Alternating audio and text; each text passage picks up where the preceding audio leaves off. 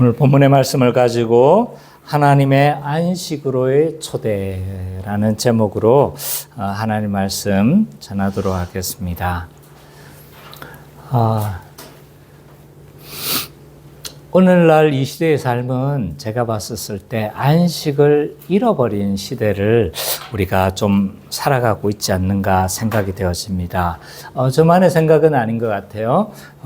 최근 동아 사이언스에 이렇게 실린 글을 보면 우리 시대를 어떻게 이제 진단하고 있냐면 우리 사회가 점점 예민해지고 있고 또 점점 뭐라고 해야 될까요?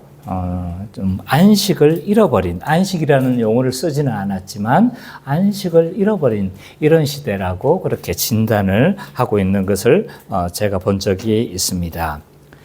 특별히 코로나 시대를 거치면서 사람들이 더 많이 좀 예민해지고 또 여러 가지 좀 어려움을 겪고 있지 않나 이런 생각이 듭니다.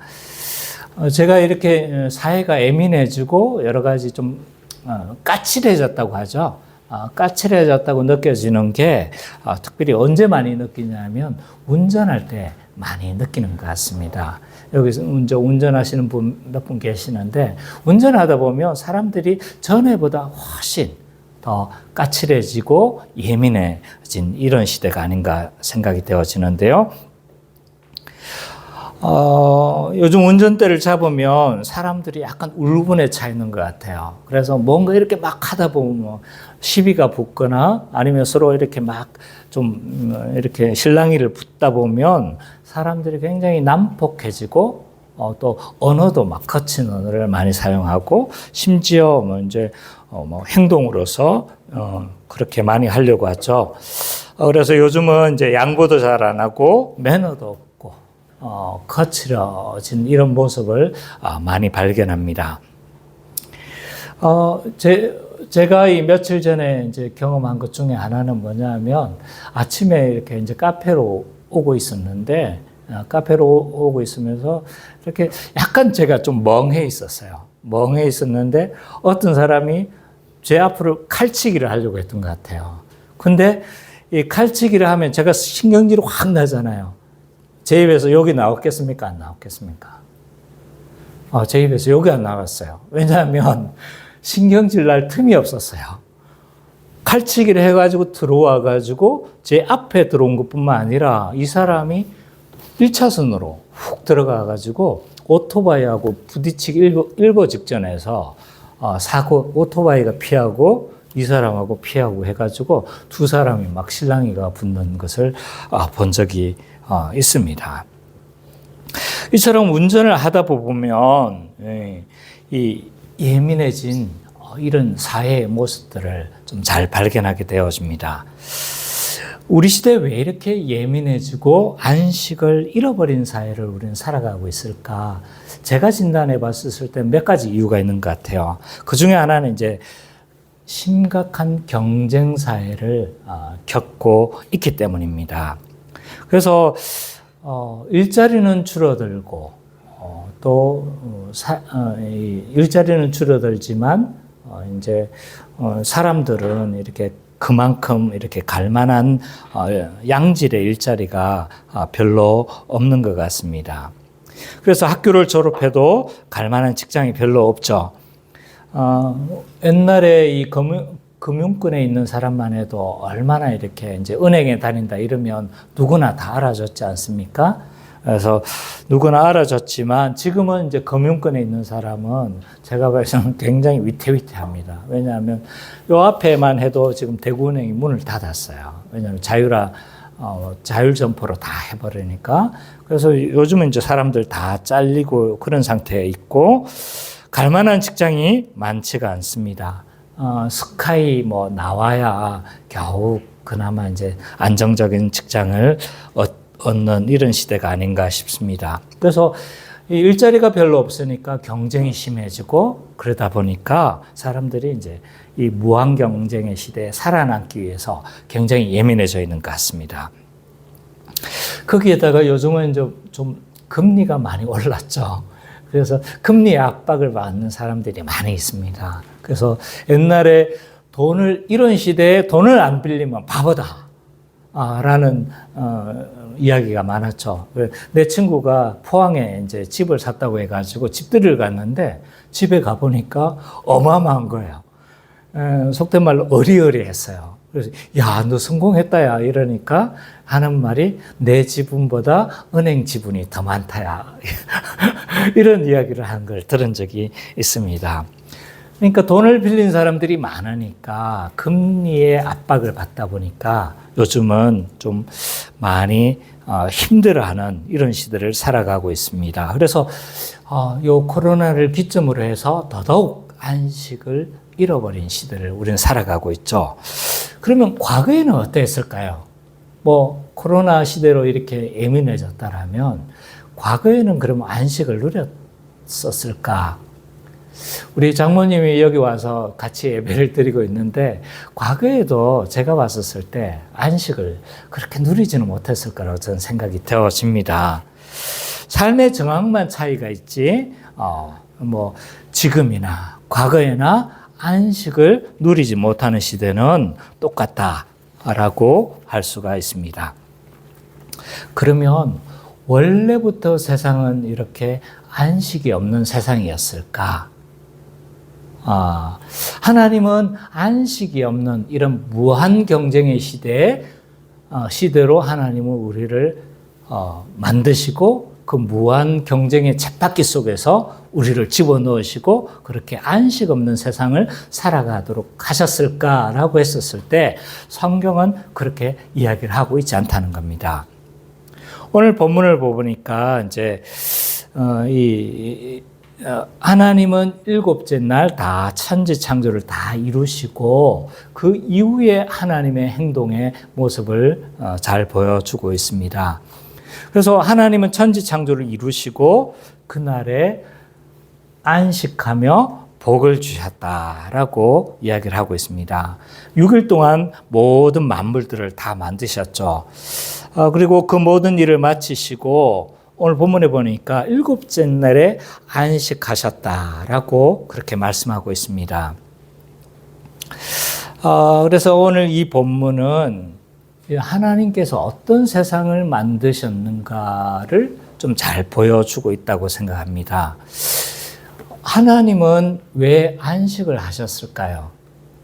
7일 동안 열심히 일하셨기 때문에 피곤하셨을까요? 그건 아니라고 저는 생각이 되어져요. 왜요? 왜냐하면 하나님은 전능하신 분이시기 때문입니다. 그래서 피곤하셔서 안식한 것이 아닐 것이고 그렇다면 하나님께서 이 안식하셨다라는 것은 어떤 무언가를 계시해 주시려고 하는 어떤 목적이 있다는 것을 우리는 알 수가 있습니다.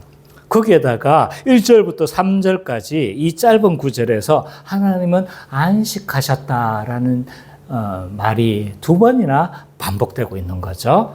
그러니까 이 안식이라는 것이 굉장히 의미가 있다는 것을 알 수가 있습니다. 그러면 하나님께서는 왜 안식하셨고 이것을 통해서 뭘 보여주시려고 했던 것일까라고 했었을 때 하나님은 이 세상이 안식할 만한 세상이라는 것을 보여주시려고 했던 것 같아요. 하나님이 천지창조를 다 하신 거죠. 그래서 이 천지창조가 뭐하다는 거예요? 안식하기에 충분한 세상이라는 것을 보여주고 있는 거죠. 마치 이건 겁니다. 막 다 열심히 뭔가를 이루고 나서 거기에 대해서 굉장히 만족하면 어떡합니까?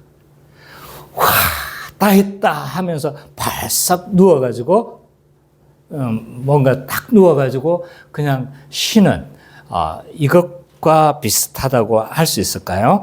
어쨌든 하나님은 자신의 안식을 통해서 이 세상이 안식할 만한 세상이며 이 세상을 통해서 모든 사람들이 안식을 누리기를 원하는 이런 이 안식으로 초대하는 이런 하나님의 행위라고 할 수가 있습니다. 그래서 우리가 가끔씩 자연에 들어가면 어떻습니까? 자연에 들어가면 좀 마음이 편해지지 않습니까? 제가 제 얼굴이 모범생으로 보입니까? 아니면 그냥 날라리로 보입니까? 저는 그렇게 학창 시절에 그렇게 모범생은 아니었어요. 얼굴은 되게 모범생처럼 보이지만 이렇게 모범생으로 자라지는 않았어요. 그래서 제가 중학교 때 어떤 일을 했냐면 중학교 때 수업을 땡땡이를 친 적이 있어요. 그냥 아무 일이 없었어요. 수업하러 이 자전거를 이제 학교로 가다가 자전거를 딱 타고 가다가 갑자기 학교 가기 싫은 거예요. 그래서 이 자전거를 돌려가지고 어디로 갔냐 하면 저 가창 있잖아요. 가창으로 해가지고 그쪽에 가서 자전거를 막 가가지고 계곡에서 물 내려오는 것을 물멍하면서 몇 시간을 그렇게 앉아 있었던 기억이 있습니다. 그때 제가 물멍하면서 느꼈던 건 뭐냐면 마음이 평안했던 거예요. 그리고 그 다음날 학교 선생님한테는 아파서 학교 안 갔다라고 그랬던 기억이 나는데 어쨌든 이 자연 속에 들어가면 우리가 평안함을 느끼는 이유가 뭐냐면 하나님께서 이 창조하신 목적이 이 안식에 있기 때문이라고 할 수가 있습니다. 그리고 이 날을 복되게 하시고 거룩하게 하셨다라고 이야기를 하고 있죠. 왜냐하면 이 날을 통해서 우리가 안식일을 지키고 나중에 이제 안식일을 지키는 시초가 되어지는데 이 안식일을 지켜서 우리가 안식함을 누리며 이 안식으로 초대하는 하나님의 행위라고 할 수가 있습니다. 그래서 요약해 보면 하나님께서 이 7일 안식하신 이유가 뭐냐? 이 세상이 안식할 만한 세상이며 이 날을 복되게 하고 거룩하게 하셨다는 것은 인간을 뭐 하는 거예요? 이 안식으로 초대하는 하나님의 행위다라고 그렇게 말을 할 수가 있습니다. 그러면 이제 우리는 제가 이렇게 설교를 하면 우리 마음 가운데 의문이 듭니다. 그러면 왜 우리 시대는 안식하지 못하는 것일까? 이런 생각을 하게 되는 거죠. 이 이유에 대해서는 우리가 잘 알고 있습니다. 우리가 잘 알다시피 아담과 하와가 범죄하였기 때문이다. 죄로 인해서 인간이 안식하지 못하게 되어졌다라고 성경은 이야기를 하고 있습니다. 이 아담이 어떤 범죄를 한 걸까요? 동산 중앙에 있는 선악과를 이제 하나님은 먹지 말라고 했는데 선악과를 따먹은 이 사건 때문에 이제 인간은 범죄하게 되어졌는데 그 나무가 사과 나무였는지 무슨 나무였는지는 정확하게 안 나옵니다. 근데 이게 왜 그렇게 큰 죄일까요? 선악과 하나 하나님이 아까워서 그 많은 과일나무가 있는 에덴 동산에 그렇게 많은 과일나무가 있었을 텐데 이 하나 따먹은 것이 얼마나 큰 죄이길래 인류 전체가 저주를 받게 하고 안식을 누리지 못하게 하는 것일까요? 어떤 의미가 있는 걸까요? 이 선악과를 따먹는 행위는요, 한마디로 말하면 하나님에 대한 반역의 행위다라고 말을 할 수가 있어요. 왜 이것이 반역의 행위냐면 하나님께서는 딱 에덴 동산에서 모든 것을 다 하라. 풍성하게 하라. 모든 것을 다 누려라. 라고 그렇게 말씀하셨지만 딱 한 가지를 금지하셨죠. 그게 뭐냐면 동산 중앙에 있는 선악과를 따먹지 말라는 거예요. 그럼 왜 선악과를 따먹지 말게 하셨을까? 아까웠을까? 아닌 거죠. 거기에는 의미가 있는 거예요. 왜냐하면 하나의 금지 명령을 두는 거예요. 이 금지 명령을 둬서 이 아담이 누구 아래에 있다는 걸 드러나게 하는 거예요. 모든 것을 이 세상 가운데 모든 세상을 복 주시고 이 복 주신 세상을 인간이 다스리게 하고 이 모든 것들을 다 누리게 했던 거예요. 근데 하나의 금지 명령이 있다는 건 아담도 뭐라는 거예요? 하나님의 통치 아래에 있고 하나님의 명령 아래에 살아가야 하는 존재라는 것을 알게 하는 거죠. 그래서 이 선악과를 보면서 아담은 늘 기억해야 했어요. 아, 창조주가 계시구나. 나도 하나님의 그 통치 아래 있는 자구나라는 것을 항상 기억하면서 살아야만 했습니다. 근데 아담은 이것을 알고 있었죠. 근데 어떻게 했습니까? 까먹었어요. 이건 하나님에 대한 반역의 행위입니다. 안 하겠다는 거예요. 누군가에게 반항하면 어떻게 우리는 행동합니까? 내가 아내한테 반항할 때 어떻게 반항합니까? 제 아내가 나한테 반항할 때 어떻게 하는가? 이거 하시오 했는데 안 해. 이건 완전히 반역의 행위인 거잖아요. 그죠? 이건 지금 막 되들려고 하는 적극적인 의사인 거잖아요. 그래서 이 아담의 행위는요, 하나님에 대한 반역이었어요. 또 다른 조금 순화시키면 하나님으로부터 독립을 선언하는, 그래서 나는 자존적인 존재가 되는, 내가 주인이 되어지고 내 마음대로 내가 모든 주권을 가지고 살아가겠다는 독립선언서와 같은 의미를 가졌다고 할 수가 있습니다. 어쨌든 이 결과로 인해서 어떤 결과가 나타났냐면 이제 사람은 이 에덴의 안식에서 추방하게 되어졌죠. 그래서 밀턴의 실낙원이라는 작품이 있습니다. 그래서 잃어버렸다는 거예요. 낙원을 잃어버린 거죠. 그래서 인간은 어떻게 되어졌느냐라고 했었을 때 이 안식으로부터 추방되어진 거죠. 그래서 인간은 이 타락으로 말미암아 에덴 동산에서 추방되어졌고, 이 에덴 동산에서 추방되어졌다는 것은 하나님의 모든 안식에서 추방되어졌고 쫓겨났으며 안식을 잃어버린 그런 존재라고 할 수가 있습니다. 이 타락으로 인해서 구체적인 어떤 결과가 나타났을까 좀 더 살펴보면요, 타락으로 인해서 피조 세계가 저주를 받았다고 이야기를 합니다. 그게 이제 다음 장에 있어요. 한번 볼까요? 3장 18절 19절. 3장 18절 19절. 읽어 주실 수 있겠습니까? 3장 18절 19절. 땅이 내게 가시덤불과 엉겅퀴를 낼 것이라. 내가 먹을 것은 밭의 채소인즉 내가 흙으로 돌아갈 때까지 얼굴에 땀을 흘려야 먹을 것을 먹으리니 내가 그것에서 취함을 입었음이라. 너는 흙이니 흙으로 돌아갈 것이니라 하시니라. 예, 타락으로 인해서 피조 세계가 저주가 되어진 거예요. 그래서 전에는 마음껏 그 피조 세계가 자기의 소산을 막 솟아내는 거죠. 그래서 일을 하지 않아도 특별히 이렇게 막 하지 않아도 풍성한 열매를 내는 이런 세계였습니다. 근데 저주를 받으니까 가시와 엉겅퀴가 이 세상을 휩쓸게 되어지고, 그러니까 어떻게 되어진 겁니까? 이 타락한 피조 세계는요, 인간에게 그렇게 호락호락하지 않는 거예요. 그래서 열심히 일을 했는데도 요만큼의 먹을 만큼의 약간의 소산들 우리에게 주어지는 거죠. 여기 농부도 계시는데 그렇지 않습니까? 얼마나 열심히 일했습니까? 얼마나 열심히 일했는데도 겨우 먹을 것들이, 우리가 좀 먹고 살만한 양의 소산들이 나오는 이런 결과가 되어졌죠. 왜 그러느냐? 피조세계가 타락했기 때문입니다.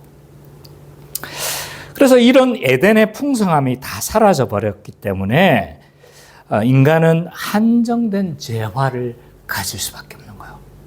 그래서 한정된 재화가 있으니까 어떡합니까? 부족하니까 어떻게 하는 거죠? 그 다음에 행위는 착취하는 거예요. 착취. 더 차지하기 위해서 착취하게 되어지고, 이 착취로 인해서 인간은 불행이 시작되어진 겁니다. 그래서 더 많은 재화들을 더 쌓으려고 하게 되고 착취하게 되어지고, 그러면서 인간은 안식을 잃어버리게 되어졌죠. 또 하나 이 타락의 결과는 뭐냐 하면, 서로 인간이 남자와 여자를 창조하셔서 서로 돕는 배필로 그렇게 살아가도록 했는데, 서로 돕는 배필이 아니라 서로 착취하는 존재로 변질이 되어져요. 그게 3장 16절에 있습니다. 한번 찾아볼까요?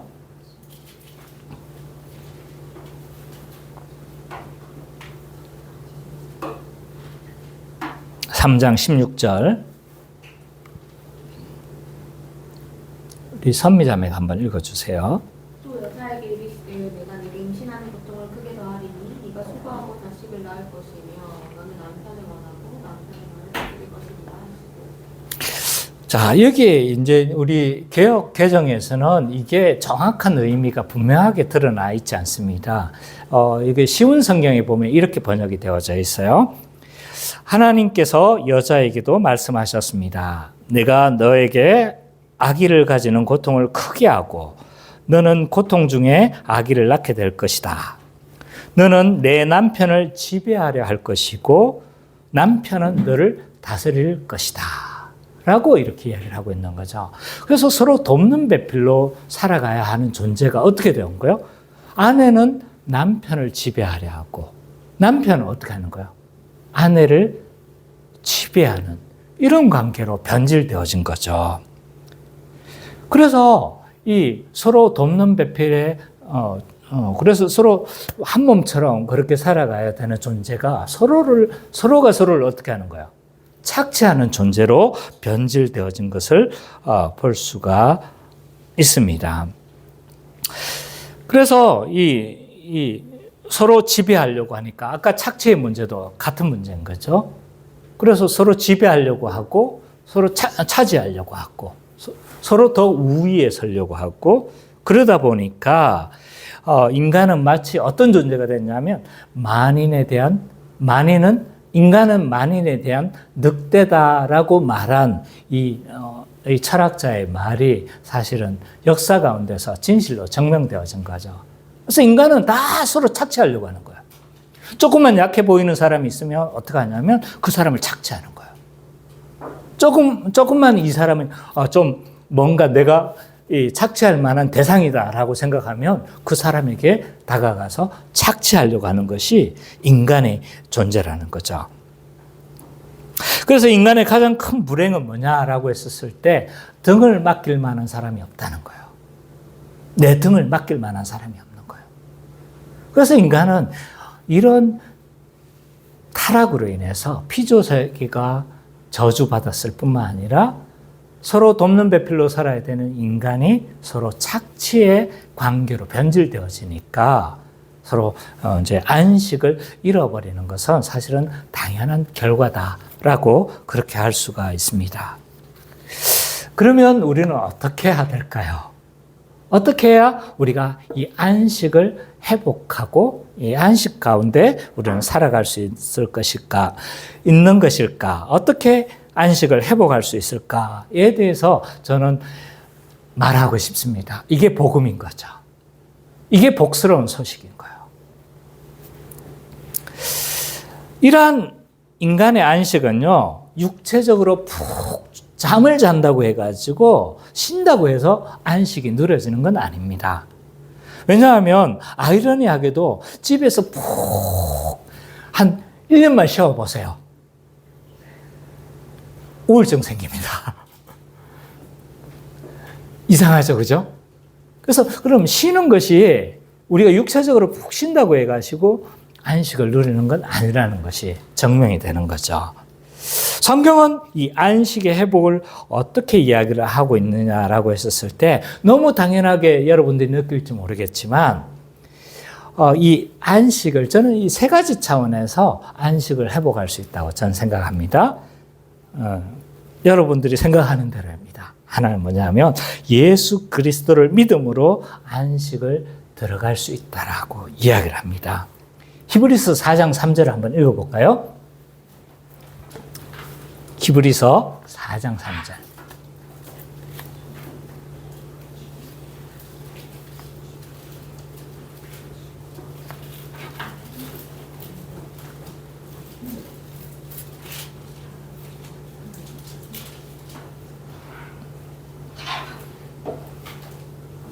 예. 우리 예찬 형제 한번 읽어주시겠습니까? 이를 믿는 우리들은 저 안식에 들어가는도다. 그가 말씀하신 바와 같으리 내가 노하여 맹세한 바와 같이 그들이 내 안식에 들어오지 못하리라 하였으나 세상을 창조할 때부터 그 일이 이루어졌느니라. 예, 이 히브리서 이 4장은요, 이 안식에 대해서 굉장히 굉장히 심도 있게 말을 합니다. 인간이 어떻게 안식에 들어가느냐라고 했었을 때 역사 가운데서 쭉 이야기를 하면서 창조 때 하나님께서 안식할 만한 세상을 만드셨지만 이게 어그러졌고 그리고 구약 시대에는 이 안식을 조금 맛봤다는 거예요. 근데 참된 안식은 아니라는 거예요. 그리고 예수 그리스도를 통해서 안식이 회복되어졌고 저 예수 그리스도를 통해서 그 안식에 우리는 들어간다라고 성경은 정언하고 있다는 거예요. 왜냐하면 하나님만이 참된 안식의 근원이기 때문입니다. 왜냐하면 인간은 하나님이 창조하신 거예요. 그 창조하신 그 하나님 안에서 풍성한 안식을 누리게 되어져 있습니다. 우리는 자유를 찾는다고 막 어딘가를 헤맵니다. 뭔가 자유를 찾으면 뭔가 편안할 것 같고 뭔가 자유를 찾아 떠나가면 즐거울 거라고 생각을 하는 거죠. 그래서 물고기가 어떻게 하냐면 의왕을 벗어나려고 노력합니다. 키워보셨는지, 저도 이제 물고기는 많이 안 키워봤는데 물고기가 팍 뛰어 올라가지고 어떡합니까? 자유를 찾아 헤매지 않습니까? 그래서 자유를 찾는 물고기인 거죠. 근데 자유를 찾아가지고 팍 뛰어가지고 의왕을 나가면 어떻게 될까요? 네, 자유를 찾은 것 같으나 뻐끔하다가 결국은 곧 죽어버리고 말 겁니다. 인간이 이런 존재예요. 그 의왕 안에 그 보호 가운데, 하나님의 보호 가운데 우리가 살기를 원하지만 근데 그곳을 떠나가면 자유로울 것 같으나 그러나 그곳에서 그 밖에서 우리는 참된 안식을 얻을 수가 없는 거죠. 이것이 성경이 말하고 있는 바입니다. 그리고 이러한 안식은 제가 앞에서 이제 예수 그리스도를 통해서 안식을 회복하게 된다라고 이야기를 했지만 이것이 실제적으로 이루어지는 장소가 어디냐면 교회입니다. 교회. 실제적으로 교회를 통해서 우리는 안식을 회복할 수가 있습니다. 왜냐하면 이 땅 가운데 하나님 나라가 왔기 때문이에요. 예수 그리스도의 통치를 받는 이 교회를 통해서 우리는 안식을 누릴 수가 있습니다. 그래서 실제적으로 이 안식이 경험되는 곳은 바로 교회입니다. 어떻게요? 교회 가보니까 안 그렇던데요? 라고 말하실 분이 계실지 모릅니다. 왜냐하면 복음대로 순종하지 않기 때문에 그 안식을 누리지 못하는 거예요. 복음은 어떻게 이야기를 하고 있냐면 우리가 하나님의 뜻에 따라서 십계명에 따라서 하나님 사랑, 십계명의 핵심이 뭡니까? 하나님 사랑, 이웃 사랑. 그 뜻대로 우리가 순종하며 살아갈 때 어떻게 되는 거예요? 나도 상대방을 사랑하고 상대방도 어떻게 하는 거예요? 나를 사랑하고. 그래서 마치 우리는 어떤 존재로 살아가야 하냐면 서로 돕는 배필처럼 살아가야 되는 거죠. 원래 창조하신 그 목적처럼. 그래서 우리는 서로 돕는 배필로 살아가야 되는 거죠.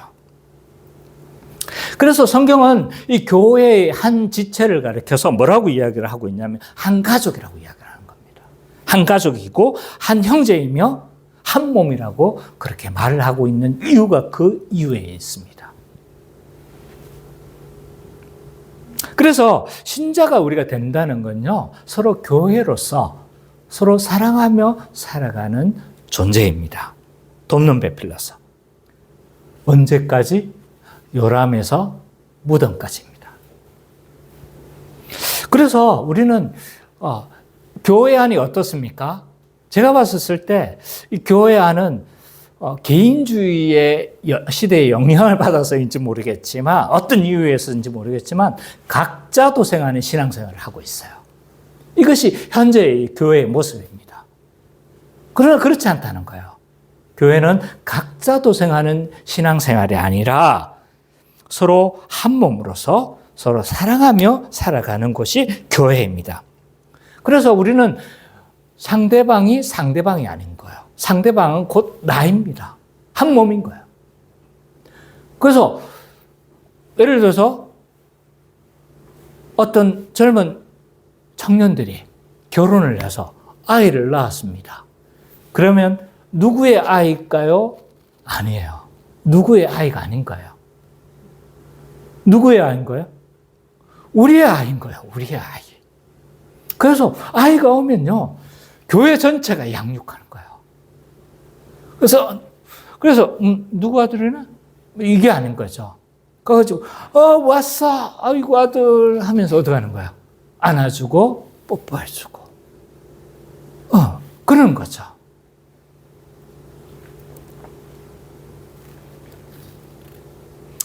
그래서 우리는 서로 내 아들, 남의 아이를 내 아들처럼 그렇게 여기며 살아가야 합니다. 잘 실감이 안 나죠? 우리 애들이 태어나면요, 어디에 있든지 눈에 띕니다. 자기 아들이면.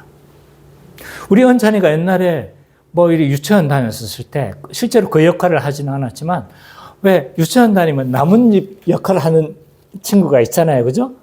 주인공이 아닌 거예요. 근데 다른 아무도 눈에 안 띄어요.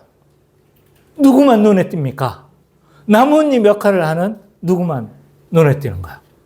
은찬이만 눈에 띄는 거죠. 왜 그렇습니까? 내 아이이기 때문인 거예요. 교회의 아이는요, 내 아이인 거예요. 이것은 태어날 때만 그런 게 아닌 거예요. 죽을 때도 마찬가지입니다. 요람에서 무덤까지인 거예요. 사실 사람이 제일 필요로 하는 때가 어디냐면 사람이 죽어갈 때예요. 많은 사람들이 죽어갈 때는 홀로 죽어가는 거예요. 요양원에 가서 그냥 쓸쓸하게 홀로 죽어갑니다. 그러나 그렇지 않은 거예요. 교회는 그런 곳이 아닌 거예요. 누구보다도 이 믿음이 흔들리는 때가 언제입니까?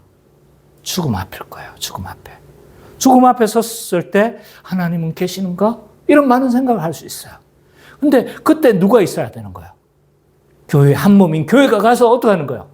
같이 찬양해주고 같이 옆에서 있어주고 믿음을 복돋아주고 그러면서 서로 한 몸으로 살아가는 것이 교회입니다. 이것이 회복되어져야 돼요. 왜 우리는 그렇게 살아가지 않습니까? 한 몸이라고 말을 하지만 한 몸을 믿지 않는 거예요. 이것이 문제입니다. 말은 해요. 한 몸이라고 말은 하지만 한 몸임을 믿지 않는 이런 시대를 살아가는 거죠. 그래서 우리는 교회로 살아갈 때, 한 몸으로 살아갈 때 안식을 회복할 수가 있습니다. 또 하나는 예수 그리스도를 믿을 때 삶의 목적을 회복하며 안식을 회복합니다. 사람이 제일 비참한 게 뭐냐면 목적 없이 살아가는 거예요. 목적 없이. 그냥 내가 왜 살아가는지를 모르는 거죠. 근데 예수 믿는 것과 삶의 목적은 어떻게 연결되는 겁니까? 저는 단언컨대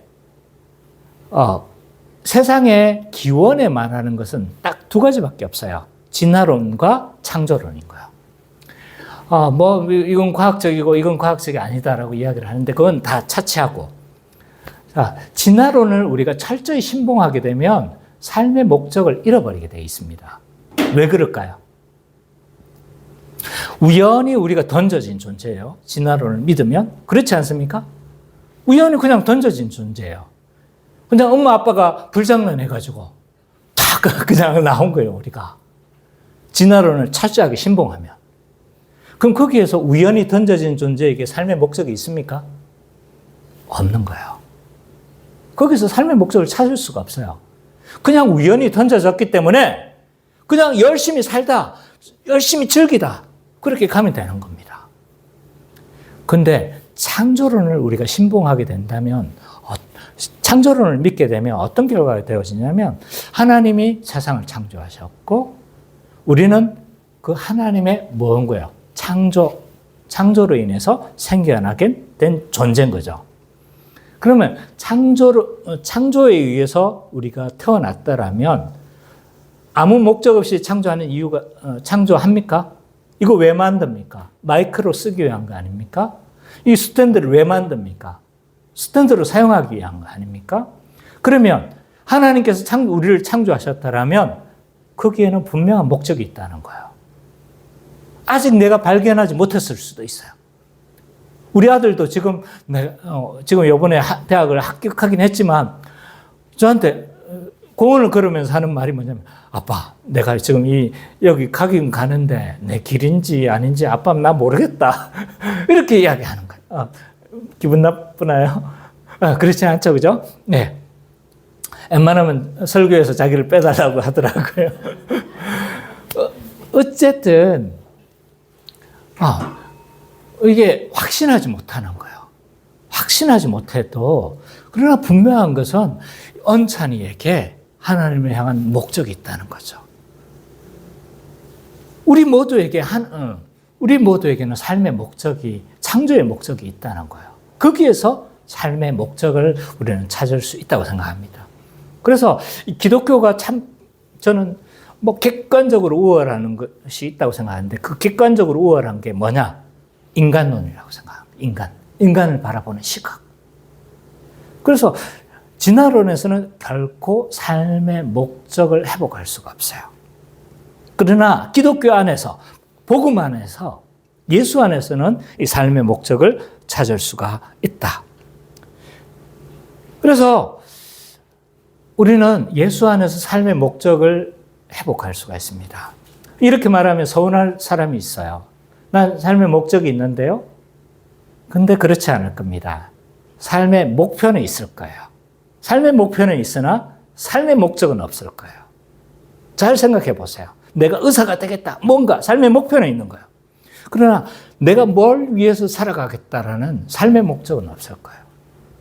예수 안에서만 발견되는 거죠. 있다 할지라도 그것은 헛된 토대 위에서 세워진 목적이다 라고 저는 생각합니다. 그래서 이런 여러 가지들을 통해서 예수 안에서 우리는 안식을 회복할 수가 있는데, 제가 마지막으로 하고 싶은 것은 오늘 여기에 오신 분들이 예수 안에 이 안식으로 초대하고 싶습니다. 아마 교회에 대한 실망도 많이 있을지도 모르겠습니다. 교회가 많이 병들어져 있는 것 인정하지 않을 수가 없습니다. 사실 교회를 저도 바라봤을 때 많이 안타까운 부분들이 많이 있습니다. 그러나 이 종교개혁자 루트가 이런 이야기를 했어요. 목욕물이 더럽다고 해서 목욕물 안에 있는 아기까지 함께 버려서는 안 된다고 이야기를 하는 거예요. 그런 거죠. 교회가 더러워 보일 수 있고, 교회가 마음에 안 들 수도 있고, 교회가 여러 가지 좀 싫어 보일 수도 있겠지만, 그러나 그 안에서 우리는 뭐 하는 거예요? 세워져 나가고, 그 안에서 안식을 누리고, 그 안에서 우리는 이 삶의 목적을 회복하고 이렇게 되어지는 거죠. 그래서 이 예수 안에서 안식을 발견하고, 또 우리 교회가 비록 작고 그렇지만 저는 자부심이 있어요. 자부심이 있고, 그래서 우리 교회를 통해서 안식을 회복하며 또 안식을 맛보며 그렇게 살아가는 우리 기쁨의 교회 모든 성도님 되시기를 간절히 축원합니다.